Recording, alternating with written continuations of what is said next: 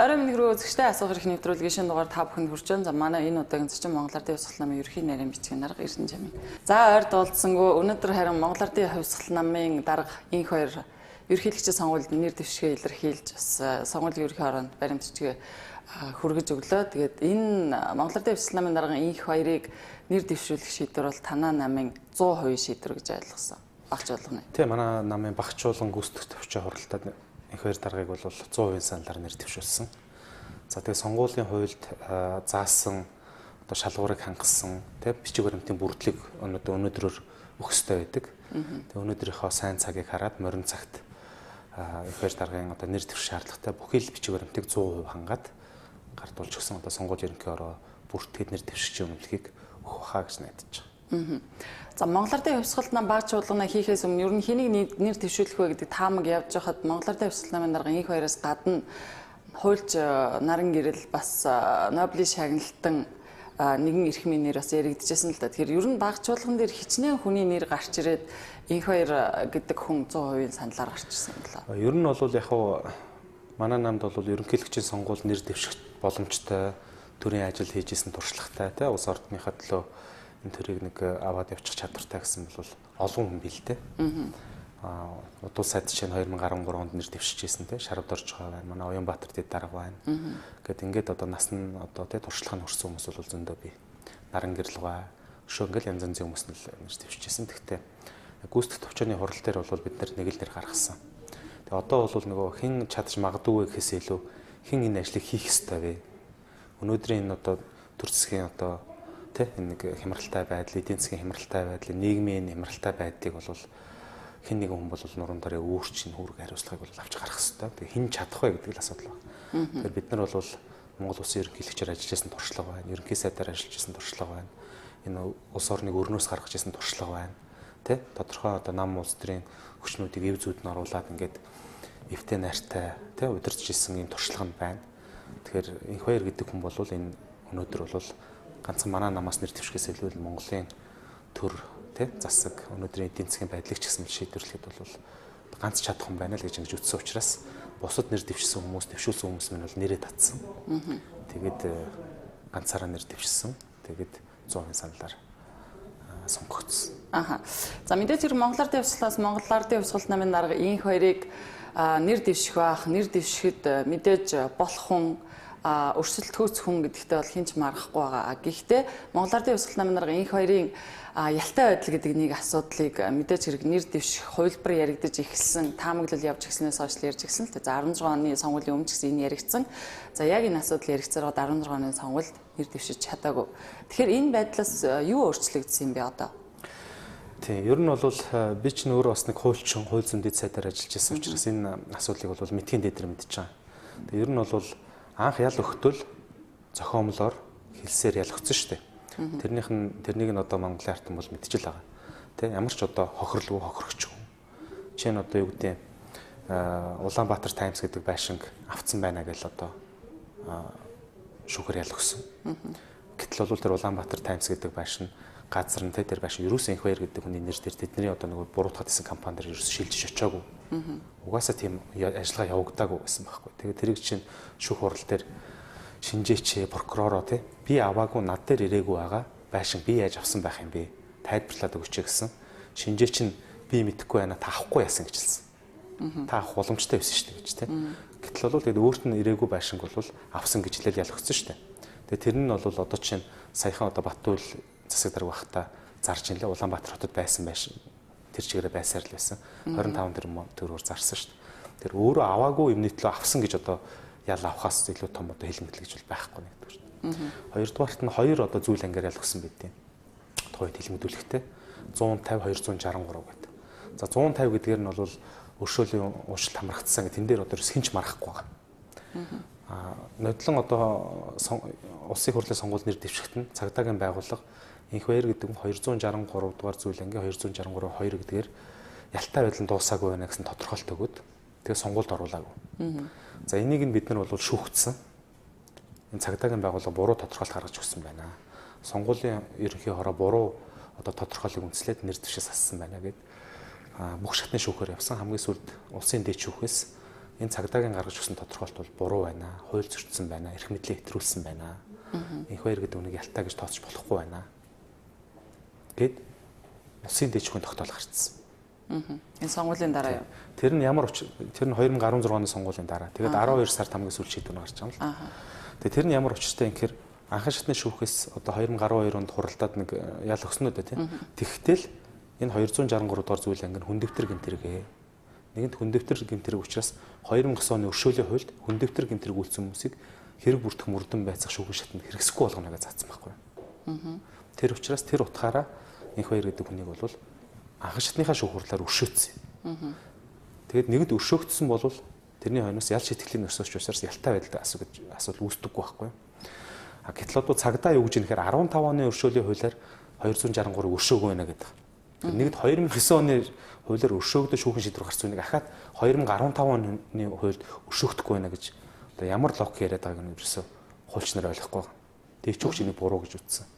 Тэг урд өмнө гарсан одоо өршөөлийн хуульд нэгэнт хамрагдсан үнийг дараагийнх нь өршөөлийн хуульд хамруулахгүй гэдэг юм аргаан ерөөсөө ямар ч эрүүл ухаантай үний одоо бодолд орохгүй шүү дээ. Тэгэхээр манай цагдаагийнх нэг бол их эрүүл ухаанаа алдсан байна. Эсвэл улс төрийн зорилгоор ерөөсөө их баяр гэдэг хүнийг сонгуульд оруулахын төлөө ингэж ажиллаж байгаа. За тухайн үед улсын хурлын дарга байсан Зандаа хүүгийн инх бол яг энэ асуудлаар нэг ярьцлага өгсөн байдаг л да. За тэр ярьцлаганда юу гэж тайлбарлаж ирсэн бэ гэвэл инх хоёр гэдэг хүний энэ ялтай байдал гэдэг асуудал 2016 оны 9 дугаар сарын 1-ээс шинэ эрүүгийн хууль хэрэгжээд эхлэхээр өөр нь бол байхгүй болох юм аа. Зохицуулагдах юм аа. Энэ асуудал шийдэгдэнэ гэж яригдчихсэн. Тэгэхээр тэр эрүүгийн хуулийн учир байсан юм шүү. Үгүй. Тэр бол яг хүмүүс бол тэгжэл яг ойлгож юм уу те байсан баг. Гэхдээ ер нь бол 2009 оны өршөөлөнд бол хамрагдсан зүйл анги. Тийм учраас тэр аль хэзээ 12 онд өршөөгдсөн. Тэгээ одоо энийг нь жишээ нь одоо 2013 онд баталсан хууль зүйн сайдын заавар байдгийг. Тэр бол юу гэж юм нэхэр хэрвээ өршөөлт хамрагдсан бол тодорхойлт гаргаж өгөхдөө ялгүй гэсэн тодорхойлт гаргаж өгнө гэдэг. Бүр журамтай. 2013 оны 1 сард гарсан хууль зүйн сайдын А12 гэдэг ийм тогтоол байгаа. Заавар байгаа. Тэгээ энийг бол манай одоо телевиз үзэгчд одоо миний үгэнд итгэхгүй байвал те. Одоо ингээд интернетээс бүх хүн гар утсаараа хаанаас олж байна. Хууль зүйн сайдын тушаал 2013 он А12 А6-аас 12-ыг хайхад бол ингээл гараад ирсэн. Тэгээ тэний 38 дугаар зүйл дээр нэг цагаатсан бол тэ ялтай байдал нь дууссан бол эсвэл өршөөлийн хуульд хамрагдсан бол бүх хүмүүсийн ялтай хэсэг тодорхойлолтын дээр ялгүй гэж тодорхойлт гаргаж өгөөрэй гэж байдаг байхгүй. Тэгээ тэр журмал биелүүлэхгүй байгаа. Энэ одоо цагдаагийн лавлага гаргаж өгдөг нь мэдээлэл нэгтгэн боловсруулах төв гэж байгаа л да газар гэж. Энэ газар бол ганцхан баримталтай журамтай байхгүй. Тэр журмыг л баримталдаг. Тэгээ бид нэр ахаад энэ дээч хөвгт хандж байгаа. Ингээд цагдаа нар энэ журмаа гаргаж өгөхгүй байна. Бид нар юуг баримтлах хэрэгтэй юм бэ?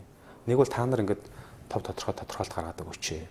Яг л урд нь бас энэ дээч хөвгөөс зарим нэг хүн дээр бол тийм тодорхойлт гаргаж өгчсэн практик бий л дээ.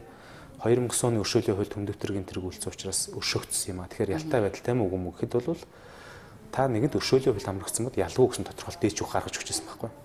Яг тэрнтэй адилхан бид нар хүсэл тавьсан. Тэгэхэд бол зөвхөс бас мөн адилхан хариу өгöd. Тэгээд энэ дээр бол тэр хууль зүйн сайдынхаа баталсан журмын дагуу явнаа. Тэн дээр чинь өршөөлт хамрагдсан бол ялгүйгээд тодорхойлно гэсэн байгаа. Тэрийгэ баримтлаач гэдэг. Журмаа баримтлаач. Журмлаа баримтлаач гэж. Тэгэхээр бол ингээд Монгол улс өнөөдөр хүчин төгөлдөр үйлчилж байгаа эрүүгийн хууль, өршөөлийн хууль, хууль зүйн сайдын баталсан журам бүгднгээр нь их баяр дарга бол ямар нэгэн ял шийтгэлтэй хугацаанд бол дууссан. Бүх хүнтэй адилхан эрхэн нэгдсэн байна. Хэрвээ дээд шүүх ингэж тайлбарласан бол энэ хүний ирэх 2016 оны сонгуульд сонгогдох эрх нь зөрчигдсөн байна шүү дээ. Тэгэхээр энэ дээр хин нэг хариуцлага хүлээх ёсгүй юу? Мэдээж бол энэ одоо нэгд эрх мэдлээ хэтрүүлж гэж бүр тийм үгээр байгаа. Цагдаагийн дээр лут үлцээ гэдэг одоо хошуучиг эрх мэдлээ хэтрүүлж, хуулийг буруу тайлбарлаж, өөртөө байхгүй эрх мэдлийг эдлээд энэ хүний эрх зүйн байлигад ордуулсан байна гэж. Тэгэхээр бол тэр хүнийг бол уг нь цагдаагийн байгууллага нь хариуцлага тооцох ёстой л доо. Төрийн албаагч эрх мэдлээ хэтрүүлнэ гэдэг чинь өөр гэмтэрэг шүү дээ. Тэгээд бүхэл бүтэн улс төрийн намын даргын сүр хүчний нэг том лидерийг ингээд хэлмэдүүлчихэж шүү дээ бас нэг төрлөөр. Тэгэхээр одоо тэр хүн одоо ажлаа хийсээр л байгаа. Ахаал нэг тодорхойлт. Би сая очиж уулзсан л та. Чи ямар хувийн өшөө онцонтой болоод ингэж хууль байн зөрчөөд ингэж байгаа юм бэ? Чиний баримтлагдаг хууль чинь энэ эрүүг хууль. Чи мэдэхгүй бол би хууль аваад ирлээ. Чиний баримтлагдаг журамч нь энэ тэ? Энийг та нар баримтлаж хэвээрээ гэс. Үгүй яг тэгэл та нар ингээл шүүхтэл явахгүй даа тэгэл болно шүү дээ. Сая дахиад Монгол Ардын Хувьсгалнаас Сүхбаатар дүүргийн шүүхэд хандсан юм шүү. Тийм мэдээллүүд яваад байсан. Энэ энэ хууль хүчний байгууллагууд эндүү бүр тоглоомтой бүр гэмтэргийн шинжтэй үйл хийж эхэлж байна л да. Бүр ингээд нэгэнт ингээд ялтай байдал нь ингээд хууль журмын дагуу ингээд дууссан гэдэг нь тодорхой болоод эхлэнгүүт PR-ын шинжтэй тийм бүр цохиомол юм хийж эхэлж байна. Энэ маш ноцтой зүйл болсон. Нэг Батмөх гэдэг залуу манай нам дээр зарим хүмүүс тэрж уулзсан юм л. Би өмгөөлөгч юм аа. Би энэ инхвэр даргаыг бол маш их дэмжиж байгаа. Би өмгөөлөгч учраас энэ ялтай байдал гэдэг асуудлыг нь шийдвэрлэхийн төлөө явмаар байна гэдэг. Тэгээд бид нар бол за чи чадахгүй юм чи улс төрийн хэрэг шүү. Тэр үнийг бол тодорхой судлаагүй байсан л. Тэгээд манайхан ингээд үндсэн хуулийн хэлэлцүүлэх гэдэг төдөө орон нутгаар явж байгаа хооронд буцаад ирсэн чинь дээч хөх дээрээс нь хариу ирсэн байсан. Галан бичиг ирсэн. Юу гэсэн чинь танаа гаргасан өмгөөлөгч өсөлтөд бид нэр буцаалаа шүү. Ягаад гэвэл та нар угаасаа цагдаагаас тодорхойлт авах бүрэн боломжтой байгаа шүү гэсэн хариу. Тэгээ юу болов гэж судлаад үзсэн чинь Сүхбаатар дүүргийн шүүхтэр нөгөө хүн чинь хуурамчаар гар үсэг зураад инхвэр даргын гар үсэг хуурамчаар зураад ахаад нэг өмгөөлөгчийн гар үсгийг баланкын ашиглаад гар үсэг нь бас хуурамчаар зураад тэгээд инхвэр гэдэг хүний ялтай байдал нь дуусаагүй байгаамаа. Тийм учраас хугацаанаас өмнө ялгууд тооцож өгөөч энэ хүн хүмүүцэн гэсэн нэг тийм хүсэлт өгсөн байна. Чин шууд санаатаагаар заллаа. Тэр хүнийг Монгол Ардын Хувьсгалын даргын хоёрыг төлөөлж чадахгүй үгүй юу гэдгийг шалгахгүйгээр тэгээ авчдаг. Шалгахгүй. Тэгээд шүүх хурал дээр нь бүр сонин процесс болж байгаа. Бид нар тэрийг мэдсэн учраас яг шүүх хурал болох өдөр нь бол яг энэ хоёр даргын өөрөх нь өмгөөлөгч хууль энэ хуульчдын холбоонд бас тодорхой сургалтын дарга хийдэг тийм хууль зүйн ухааны доктор Мөнх сайхан гэж хүн бий л дээ мундаг хуульч прокуророос их олон жил ажилласан. Тэр өмгөөлөгчийг явуулсан. Тэгээ очиод энэ бол нэгдүгээр инхвэр даргын гар үсэх нь хуурамч байна. Энэ гаргасан өмгөөлөгч нь өөрөө тэр нэг дуламжиг өмгөөлөгч нь бид нар бас олж авсан хуурамч гаргасан. Энэ хүн өөрөө ийм өргөл гомлог өгөөгүй гэж байна. Гарын үсэг нь биш байна. Тэ? Хуурамч бичиг байна. Энэ өргөлийг бид нар татаж авлаа. Бид нар хэрвээ та нар хуралдах гэж байгаа бол бид нар энэ ялгуугээд энэ цагдаагийн байгууллага хийж өгөх байгааг тодорхойлтыг хийх талаар хуралдаж өгч гэсэн чинь прокурор шүүгч хоёр нь хуйлдаад тэгээд энэ хүсэлтийг буцаалаа гэдэг юм шийдвэр гараад татцсан өргөлдөр үндэслэн шийдвэр гаргасан. Тэгээ энийг бол бид нар авилгатай тэмцэх газарт өгч байгаа. Тэгээ бүр шийдвэр нь гарсан юм уу тэр нь? Тэгэхээр ер нь бол тэр шийдвэр нь бол энэ хүсэлтийг буцаалаа гэдэг шийдвэр гарсан юм. Тэгэнгუთ хамгийн сонир яаж ирэхээр тэр бид нар ч мдээгүй байхад Eagle Live ч юм уу те хэвлэл мэдээллийн байгууллагууд Сүхбаатар дүүрэг дээр ийм шүүх хурал болох гэж байна. Ийм хурал боллоо, ийм шийдвэр гарсан байна гэд бүр хуралдахаас нь өмнө зарлж эхэлж байгаа байхгүй юу? Тэр нь чи юу гэж юм те? Нэг хэвлэл мэдээллийнхэн мэдчихийдэг. Бид нар мдээгүй байхад те өмгөөлөгч нь мдээгүй байхад ингээд шүүх хурал болоод ямар шийдвэр гаргаж байгаа юм бэ гэсэн. Одоо бүр ингэж хувилддаг болсон байна шүү дээ. Тэгээ Монголын ард түмэн уг нь бол энэ удаагийн сонгуульд ерөнхийлөгчөө өөрснөө сонгох ёстой те. Тэр эрхт нь бол ингээд хууль хүчний байгууллагууд улс төрийн зорилгоор ингэж халдаж эхэлж байна л да. Тэгээ энэ бол цаашдаа ерөөсөө байж болохгүй юм хуулийн тогтолцоо. Энэ хуулийнхан бол ер нь гიშгэж болохгүй шугам гэж байдаг. Энийг бол хэд хэдэн удаа ингэж давхцаж байгаа, давж байгаа. Гэхдээ үзэгчтэй маш ойлгомжтойгоор хэлэхэд бол инхвэр дарга Монгол улсын ерөнхийлөгч дэвшгэд ямар ч хориг саад байхгүй болсон.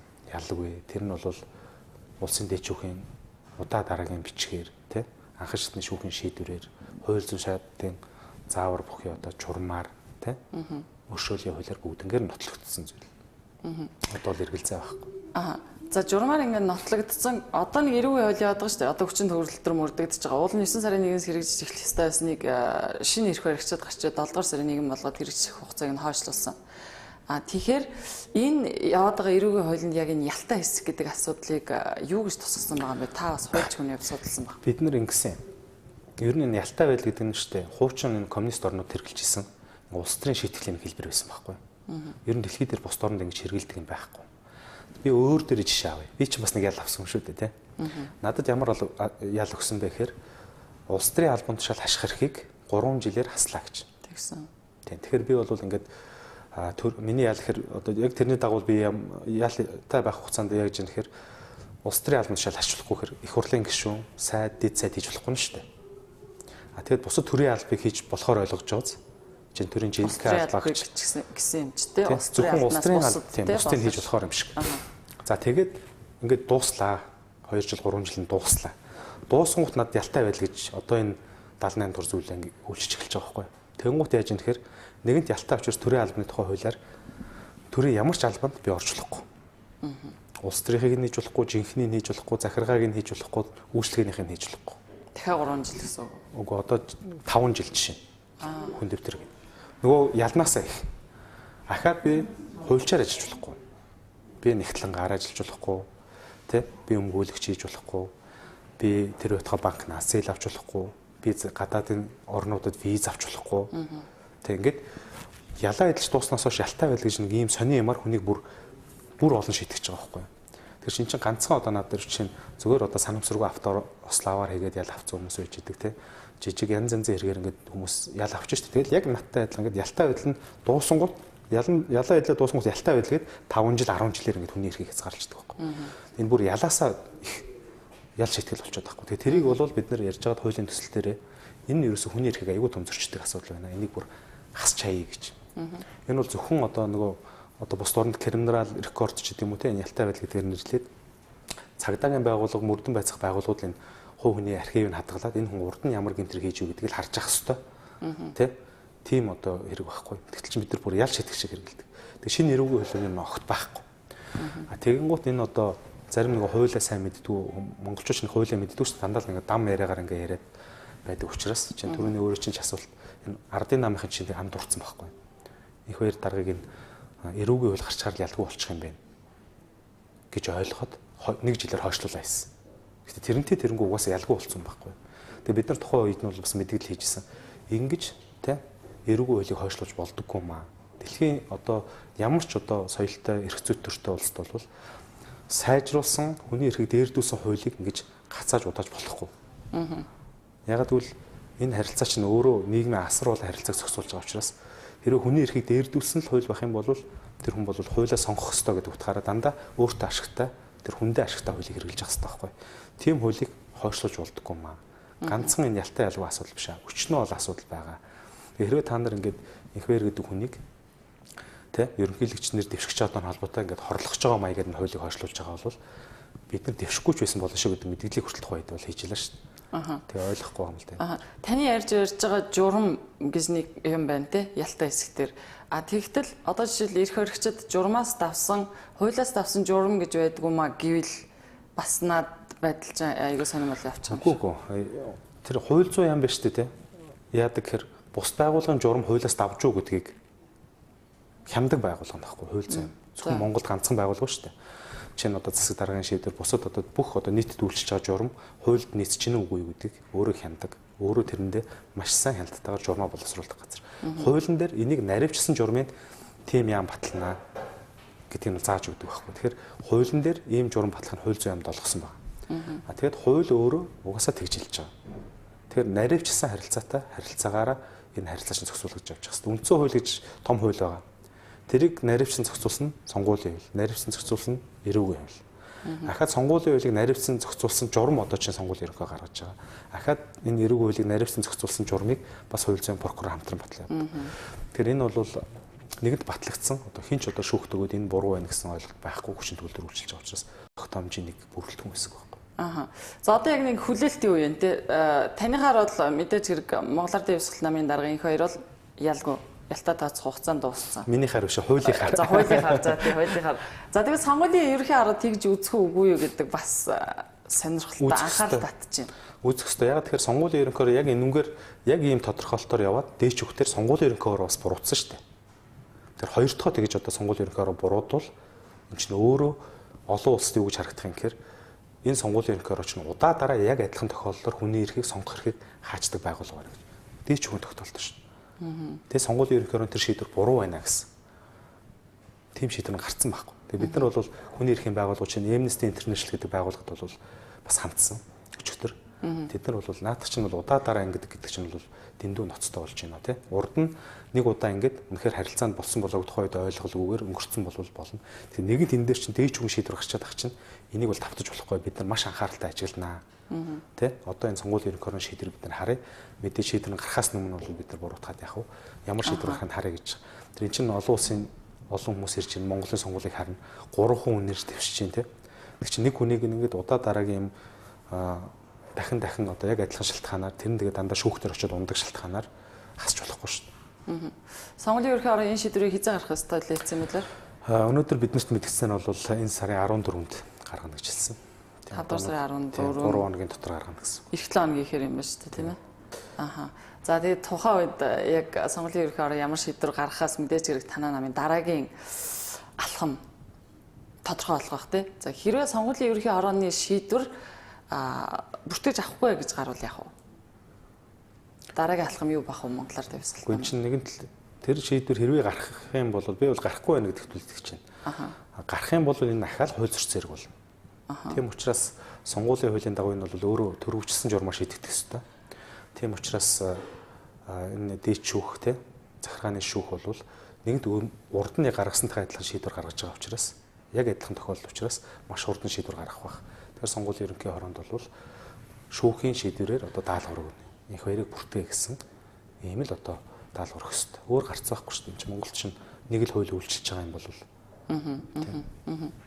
За шүүх бол өнгөрсөн оны 12 дугаар сард ийм шийдвэр гаргасан тий сонгуулийн ерөнхий хороо буруу шийдсэн байна гэж. Гэхдээ өмнөх эрх хоригчд бол сонгуулийн ерөнхий хороогоор энх хоёр гэдэг хүн ялтай гэдэг тэр юу гаргуулж чадсан шүү дээ. Одоо байр суурийг ч юм уу шийдвэрийг ч юм уу гаргуулж чадсан. Шийдвэрийг гэж үү тий. Тэгж чадсан. Гэхдээ энэ эрх баригчд ч гэсэн ингэхийг бол үгүйсэхгүй шүү дээ. Та түрүү хэллээ шүү дээ. Хин нэгэн одоо өмгөөлөгчтэй танахыг төлөөлдөг гэж очиод шүүхэд хандаад энэ хурдан ингээ болох гэжсэн тэрийн хэвлэл мэдээллийн хэрэгслүүд таанаас ч юм урьдчилан мэдчихсэн байсан. Энэ хин нэгэн магадгүй улс төр явуулах гэж магадгүй гэж. Тэгэхээр иймэрхүү үйл явдлууд давтагдахгүй гих бас магадлал байхгүй шүү дээ. Ингэсэн тохиолдолд дараагийн хувилбар юу ажиллах юм? Гэхдээ дараагийн хувилбар тэр шүүхт хандах. Шүүхт хандах. Яг хаа улс төрийн бид нар бол энэ тэгвэл энэ сонгуул Монголд болохгүй байл гэж үтнэ. Тэгэхээр сонгуулийг бойкотлно. Тийм сонгогчдыг битээ сонгуулаа өгөө. Энэ бол худлаа сонгуул боллоо шүү гэж ингэж хэлнэ. Чи ер нь одоо спортоор утгач тэр өстой. Одоо чи наадамтай адилхан. 3 хүн бүх барилж гин гэж бодвол тийм хамгийн одоо ялах магадaltaйгаа шүүгчээр асуулчаал хоорондоо барилдаа тэмдвэрлэх үг ингээ одоо юу болох юм те. Морь уралдаж ивэл одоо энэний морь хурдан байна, энийг хасчих. Тэгээ хоёулаа уралдаж ивэл тэгвэл ямар наадам байх юм. Тэ хин ч одоо энэ наадамд оролцохгүй шин. Дургуул биш шүү дээ.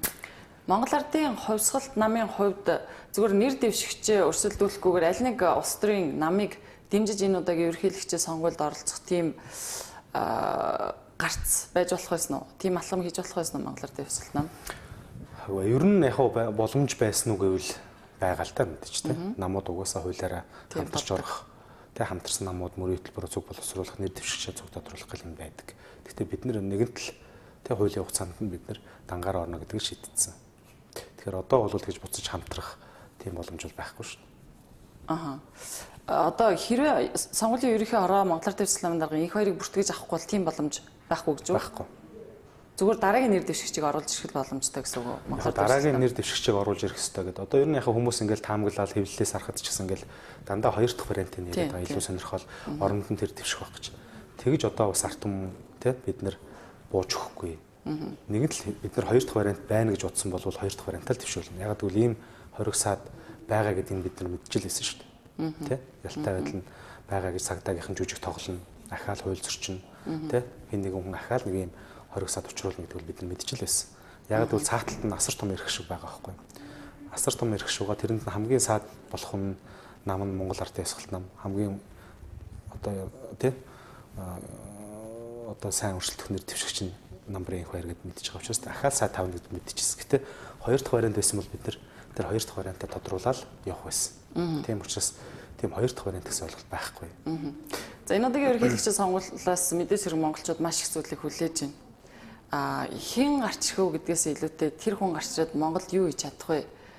Тэ энэ нийгмийг өөрчилж чадах уу? Ард иргэдэд улс оронд хэрэгтэй зүйлийг хийж чадах уу? Хүчтэй лидер байж чадах уу гэх мэт ийм зүйлийг хүлээж байна л да. Тэгэхээр танаа намаас нэр дэвшигч, бусад хоёр намаас нэр дэвшиж байгаа хүмүүсээс юугаараа илүү даваа гэж та бодож байна? Яг одоо битээрээ яриа бас нэг сонгуулийн сурчлаа шиг болчих вэ гэж тийм бодож байгаа. Гэхдээ ер нь бол бид нэр асар олон давуу тал байна гэж үзээд нэр дэвшүүлсэн. Тэгэхээр нэр дэвшүүлэх шалгуур гэж байдаг л да. Тэгэхээр урд нь ажилласан туршлага гэж тийм. Тэгэхээр яг иймэрхүү нийгмийн эдийн засгийн байдал бас манай бас урд нь бас орж байж л та тийм. Чи 96-аас 2000 онд тийм төрсөг бас нэг иймэрхүү байгаад эдийн засгийн хүндрэлтэй цалин тэтгэврээ тавьж чаддгүй. Тэ? Тэгэл гаднаас янз янзын өрн нэгтгэсэн байдалтай гадаад харилцаа нэг ойлгомжгүй байсан гэл ийм үед бол их хоёр дарга намаа удирдах орсон, сонгуульд амжилт үзүүлсэн. Тэгээд Орсын их хөрийг дарсан, тэ? Цалин тэтгэврийг сайхан нэмсэн, мянганы замыг эхлүүлсэн гэдэг ингээд олон юм бол байгаа. Тэгэхээр тэр бол ингээд өөрийнх нь туршлага.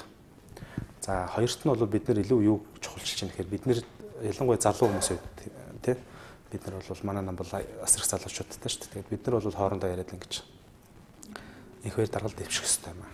Яагаад гэвэл бидний ирээдүй байхгүй. Одоо ингээд энэ байдлаараа яваад тэгээ одоо энэ хоёр намын одоо нэг хэсгийн чи яваадах юм бол биднэрт одоо тэгэл яг өнөөдрийнх шиг ингээд 100 мянгаар гадагшаа цагаачлах. Тэгээ гадаад улсад нэг хараар ажиллахаас л өөр сонголтгүй шахуул юм усулж байгаа шүү дээ. Оронд нь гадныхаа ороод ирдэг. Их хурлын шийдвэр гаргадаг. Гаргасан шийдвэрийг гадныхаа өөрчилж хийдэг. Тэ? Монгол залуучууд ажил болддог. Гадны компанийн бүх лицензийг авчдаг. Нэг ийм л улс орн болчих гээд байна шүү дээ. Одоо ер нь болцсон л. Өнөөдөр ингээд энэ ашигт малтмлын лицензүүдийг аваад үзэлт.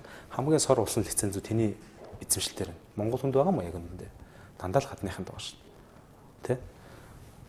Тэгээ одоо яг ажил хөдөлмөрлөх насны залуучууд нь одоо хаана хийж байгаа, юу хийж байгаа те? Гой оронд очивол хар боророо дуудуулаад ажиллаж байна. Тэгээ ихнэр хүүхдээсээ хол ингээл ажиллаж байна. Тэгэхээр чи энэ бол их тийм хүсэх ирээдүй биш байхгүй. За бид нар даван туулаач гэсэн биелээ хүүхдтэй өсөхгүй.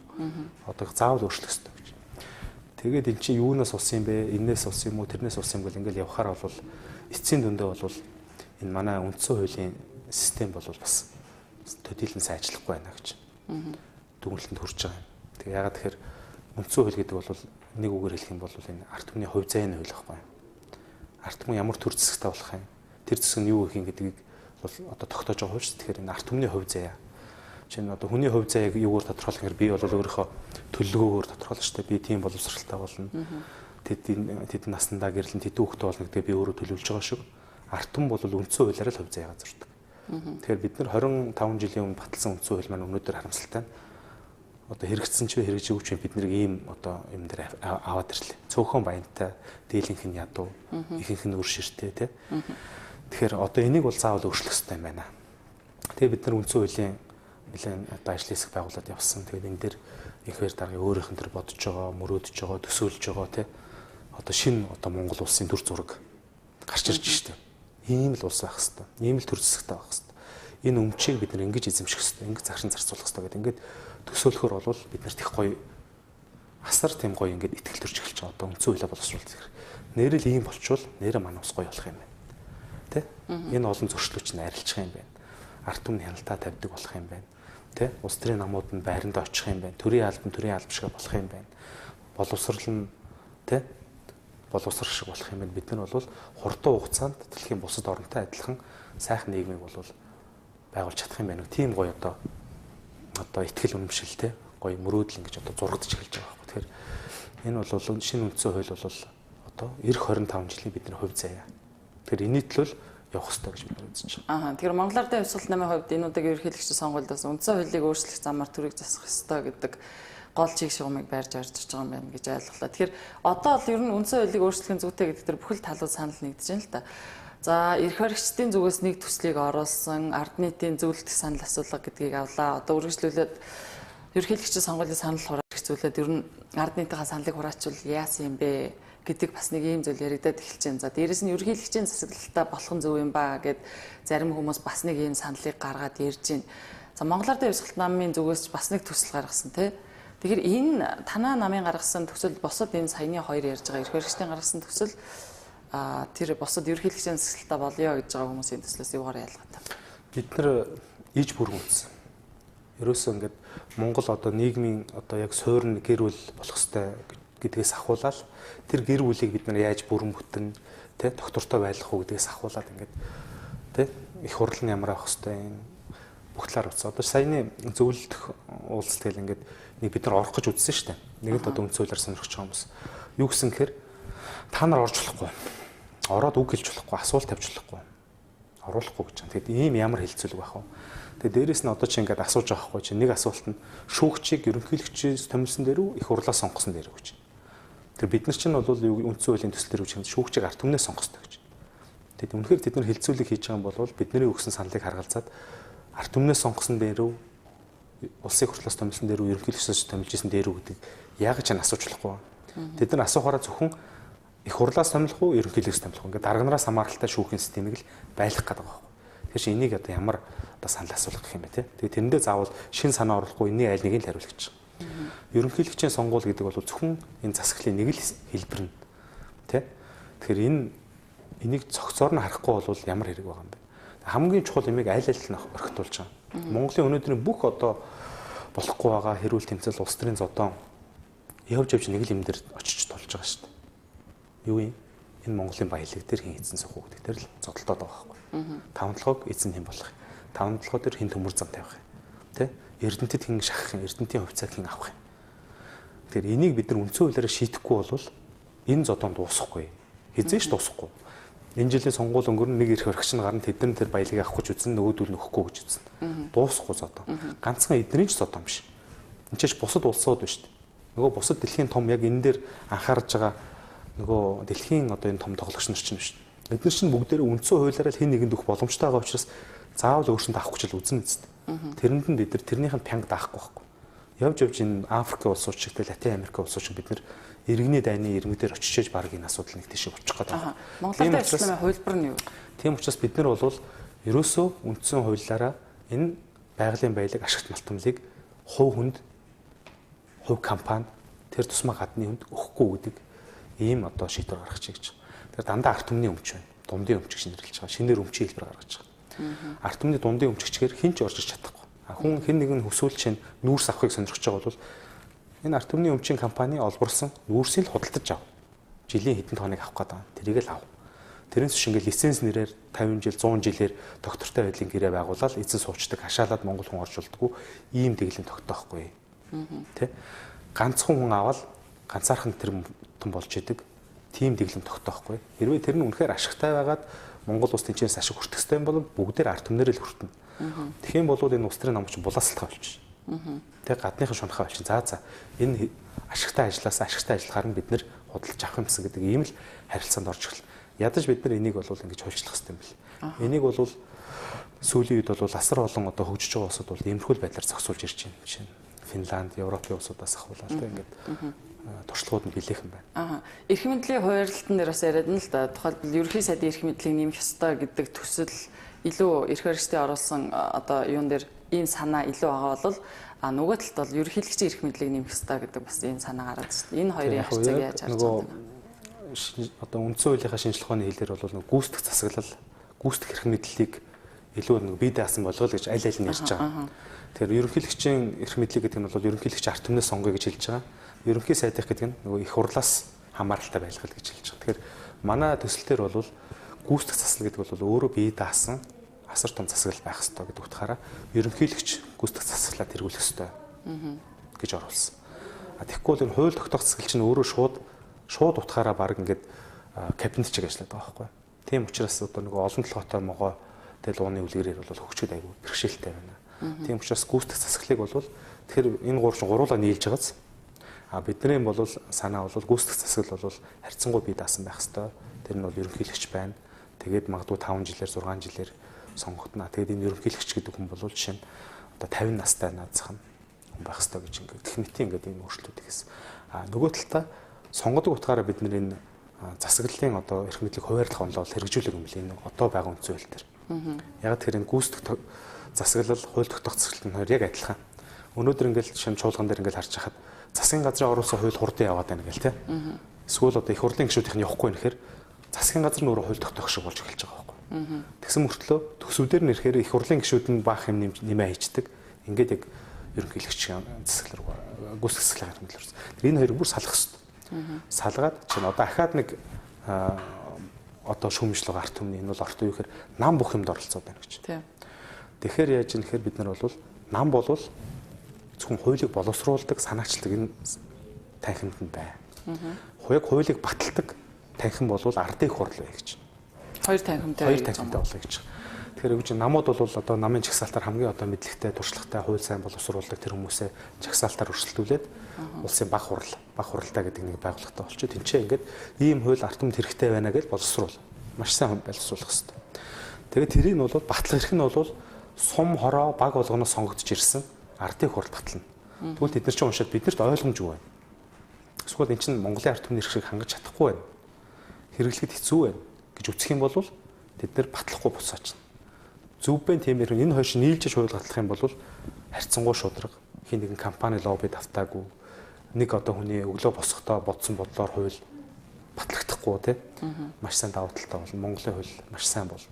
Тэгэхээр ингээд гэх мэтийн одоо олон сайн юмнуудыг оруулж байгаа л да. Яг одоо бол бас ингэж юм л да. Энэ саяны зөвлөлт санал суулгын дүн гарсан. Дээрэс нь энэ зөвлөлт санал суулгын дүнд үндэслээд ард нийтийн санал суулгыг ерөнхийлөгчийн сонгуультай хамт явуулчихъя гэж. За үүнийг зарим нь бол шүүмжилж байна. Эрх баригч нам яагаад заавал үндсэн хуулийн өөрчлөлтийг ингэж шуурхалах гэдэг энэ ерөнхийлөгчийн сонгуультай холбоотой гэх мэтэр хардж эхэлж байна л да. Танай намын үнэг юу гэж харж байна? Мэдээж яг ерөнхийлөгчийн сонгуультай холбоотой. Манай намын одоо санаачсан үндсэн хуулийн төсөл бол асар олон их таалагдж байгаа. Одоо өгсөн улс төрийн намууд те улс төр судлаачид, хуульчид, эрдэмтэд бүгдээрээ эн чинь ерөөсөө талтаас нь хартсан айтайхан хууль шүү дээ. Ер нь энэ дээр нэгдүүл яасан гэсэн юм бол бүр том давлгаа эхэлчлээ л те.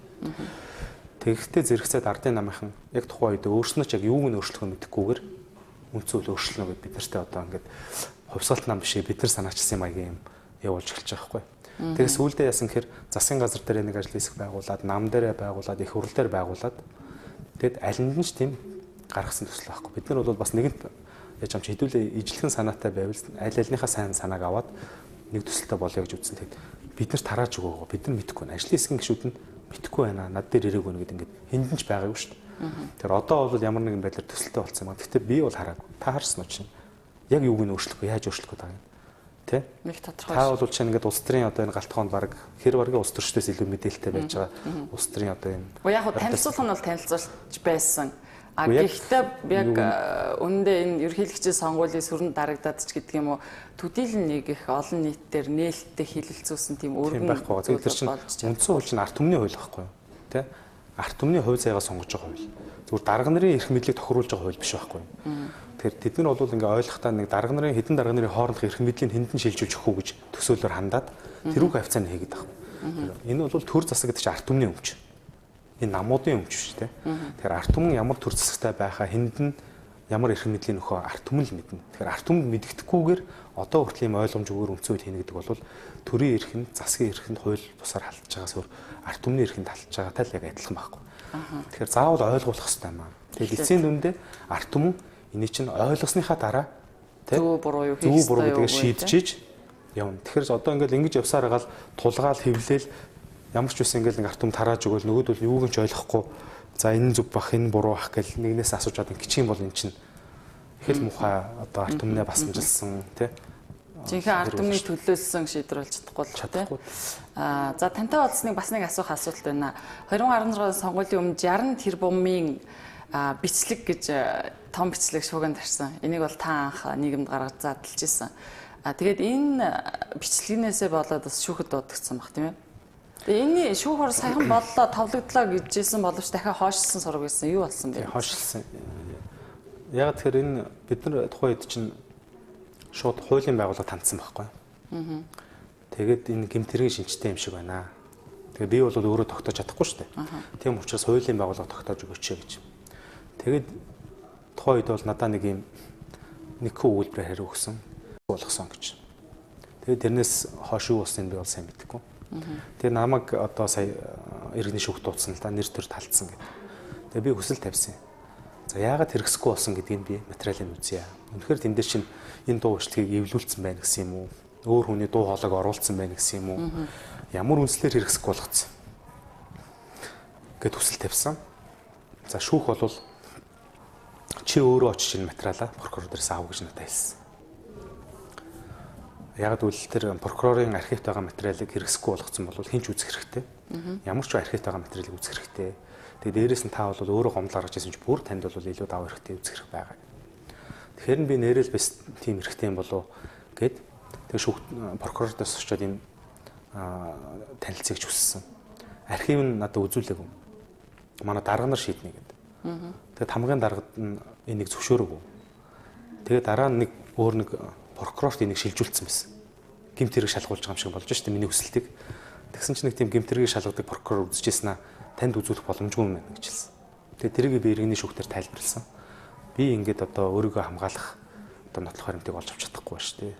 Тэгээ энийг одоо шүүхтэр татж аваач тий. Тэгээ шүүхтэр татж авсныхан дараа би эндээс нь өөрийнхөө тий хүний нэртэй халдаагүй би хуулийн дагуу одоо хандсан гэдгээ илэрхийлье гэж хүссэн. Тэгээ тэрийг шүүх хангаад өөрөө татж авахар болоо тоошилсан сарын 17-нд бол. Тэгээ ер нь бол одоо гэмтэргийн тухай мэдээлэл واخгүй тэр чинь тий. Тэгэхээр би бол хуульчин байхгүй юм. Тэгэхээр эрүүгийн хууль дээр нэг ийм хоёр гэмтэргийн тухай ойлголт өгдөө. Гэмтэргийг үл мэдээлэх гэж. Өөрөлдөх юм бол гэмтэрэг болсон гэдгийг өөрөө мэдсээр үжиж тийм тухай одоо мэдээлэл надад ирсэн баг тэрийг би мэдээлэхгүй л энэ өөрөө гэмтэрэг. Хоёрдугаарт нь гэмтэрэг нуун дарагдуулах гэж мэдээлээд. Тэгээ надад хэн нэгэн бол бүр ингээд албаар авчирч өгж штэ энд гэмтэрэг болсон байна чи нэг үзэргээд. Тэгээ би энийг үзчихэд за эн чинь ийм гэмтэргийн шинжтэй байна гэдгийг мэдчихэд тэрийг цагдаагийн байгууллага өгөхгүй бол би өөрөө бас гэмтэрэгтэй болж байна. Тийм учраас би заавал одоо хуулийн байгууллагад өгөх үүрэгтэй байхгүй. Тэрийгээ биелүүлсэн гэсэн. Хуулийн байгууллага яагаад хэрэгсэхгүй болгосон бэ гэдэг үндслээ танд хэлээг юм уу? Тухайн үед бол зүгээр яагаад гэдгийг хэлээгүй зөвхөн хэрэгсэхгүй болголоо гэдэг мэдээлэл өгсөн байхгүй. Дараа нь бол би нэг намайг одоо шүүхтж байгаа хүмүүсийн өгсөн материал дээрээс прокурорын дүгнэлтийг бол ямарч гэсэн олж авсан. Тэнд юу? Тэн дээр бол хоорондоо эн чинь бол ардын намын стратеги төлөвлөлтийн баг гэдэг хүмүүс сонгуулийн байгуулсан юм байна л да. Тэгээ тэр хүмүүс хоорондоо сонгуулиар яаж мөнгө усах уу гэдэг тийм одоо загвар төлөвлөгөө боловсруулсан юм байна. Тэгээ тэр нь явцдаа бол одоо тэр Сандуу Ганбаатар гэдэг хүмүүс оролцоод тэгээ ахаад нэг хоёр улс төрийн ажилд оролцуулаад ингээд дөрвөлээ сууж байгаа хийсэн юм байна л да. Тэгээ тэрийг ингээд ярьсан. Тэгээ тэрийг нь тэр нөгөө хоёр улс төрийн ажилд нь стратеги төлөвлөлтийн багт ажиллаж байгаа улс төрийн ажилтнууд нь их бол дарахтаа ихэнх протоколыг хөтлөхгүй юу?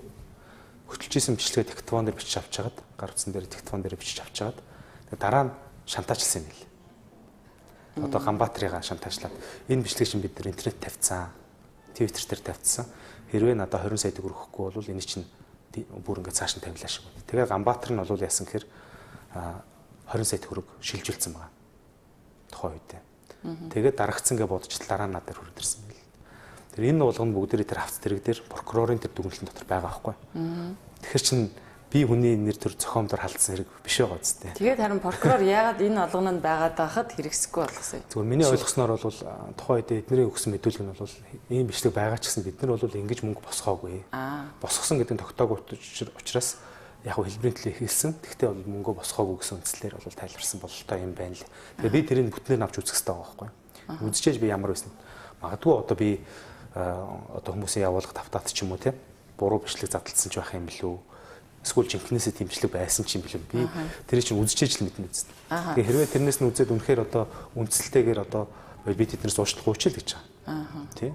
За тэгвэл би бол тухайн үед бол би бол нэгтлс шалгахгүй байсан. Тэгтээ бол цагдаагийн байгууллага тандахтаа би хэвлэлийн урал хийсэн юм байна. За тэгвэл Ганбаатар уучлаарай гэж би хэлчихнэ. Тэгтээ биш ээ яах юм. Тэгвэл би ахаад цааш нь явуулна шүү дээ. Ягаад энэ тэгвэл гэмтрэг биш үү? Та энэ бичлэгийг яаж олж авсан гэдэг лээ? Хүн надад өөр ирсэн. Хин нэгэн явуулсан байдаг. Тэгээ хин нэг үнэл надад өгсөн дээ. Доктортай флаш дискэн дээр өгсөн. Тэгээ би бол тухайн үед юу юм болоо гэл одоо үзэхэд бол тийм хүмүүс чинь тооцоо. Тэгэхээр энэ ямар ч хуурамччлаг бол биш байсан юм байна те. Би яаж би одоо тийм одоо та сая ярьлаа шүү дээ. Прокурорын дүгнэлтэн дотор ийм зүйлүүд байсан гэж. Энэс дүгнэлт хийхэд бол хуурамчлаг биш байсан юм. Зөвхөн ийм схемийг бол гаргаж исэн. Харин энэ схемээ ашиглаагүй л гэдгээр л бараг хэрэгсэхгүй болсон юм. Тэгсэн л байх л гэж одоо ойлгож байна. Тэгэхээр би бол тэр бүх нөгөө мэдүүлгийг уншиж үзчихээж уучлалт явуулах хэсгээ шийдээгээд байхгүй юу. За тэрнээс хойш Монгол Ардын нам бол эрх баригч нам болсон шүү дээ. Тэр схем таны бодлоор амьдрал дээр хэрэгжсэн үү? Одоо яг үзэгчд мэдж байгаа шүү дээ. Төрийн албанаас 20-30 мянга халагдсан байгаа. Оронд нь 20-30 ороод дахиад нэмээд хүмүүс орцсон байгаа. Тийм тэгэл мөнгө орсон хүмүүс нь тэр мөнгийг олохын зээл өгсөн хүмүүс нь тэ аав ээж нь ах чинь бүгдээрээ л мэдчихэж байна. За таны Монгол Ардын хувьсгалт нам гэдэг Монголын улс төрийн 3 дахь том намын ерхий нарийн бичгийн дарга. Тэгэхээр Монгол Ардын хувьсгалт намын хувьд өнгөрсөн 4 жилд бол ямар ч гэсэн улсын хурлд 11 судалтай байсан. За энэ удаад бол ганц л судал байна. Тэгээд ер нь Монгол Ардын хувьсгалт намын үйл ажиллагаа 2016 оны сонгуулиас хойш ямар төвшөнд явж гин одоо эх 4 жилийн төлөвлөгөө юу байна? Мэдээж ерөнхийлөгчийн сонгуулиас том ажил байна. Үүнээс гадна Ер нь бол 16 оны сонгуулийн үр дүн бидний одоо яг сансан хэмжээнд хүрээгүй л дээ. Нэгүүлэхэд бол олон хүчин зүйл нөлөөлсөн. Энэ дээр бол чинь дид дарга хийжсэн хүмүүс тий улсын их хурлын дарга шадар сайд гэл ингээл сангийн сайд гэл ингээл манай намаас авч болох байсан бүх л албан тушаал дээр ажиллаж исэн хүмүүс бол өөрснийхөө ойр дотны тий төрийн ажлын туршлагатай болсон хүмүүсээ бүгдийг аваад яг сонгуулийн өмнө яваад гисэн шүү дээ. Тэр бол их том нөлөөлсөн. Тэгэл дээрэс нь их хоёр даргаыг чинь сонгуульд оруулаагүй, намайг чинь сонгуульд оруулаагүй. Адилхан хувь зөрчил. Энд чинь бол ингээд яг бүтнээрээ ингээд нам сонгуульд орж байгаа гэсэн дүр зургийг бол сонгогчдод их тийм үзүүлж чадаагүй л дээ. Тийм учраас бол яг бид нар бол өөрснийхөө нам дээр л буруу өгч. За бид нар бол яг сонгогчдын итгэлийг даах хэмжээнд зохион байгуулалт авч чадсангүй, тарсан сарнсан байдалтай байлаа. Өөрснийхөө эрх зүйн байдлыг хамгаалж чадсангүй. Тэ? Тэгээ одоо дараа нь шүүхэр шийдвэр гарсан ч гэсэн нэгэнт оройтцсан юм сонгуул болсон. Тэгээ одоо бол бид нар бол хамгийн чухал юм бол бид нар яг юуг өөрчлөх гэдэг сонгогчдоо сайн одоо ойлгуулъя гэдэг үндсэн дээрээс энэ үндсэн хуулийнхаа өөрчлөлтийг барьж авсан. Одоо бид нар ингээд тийм одоо энэ байгаа төрийн адил башиж байгаа эсвэл одоо албан тушаалтай байгаа хүмүүсийг бол хичнээн муулаач байдал засрахгүй нь бол ойлгомжтой боллоо. Тэ ардын намынхын жишээ нь юу гэж хүмүүсийг шүүмжилдэг байсан бэ те? Өөр тавилаа гэж шүүмжилдэг байсан. Төрийн албыг данхаалглаа гэж шүүмжилдэг байсан те. Одоо өшөө юу шүүмжилдэг байсан бэ? Ингээл хар машин ашиглалаа гэж шүүмжилдэг байсан. Тэ ингээд бүхэл юмыг шүүмжилдэг байсан.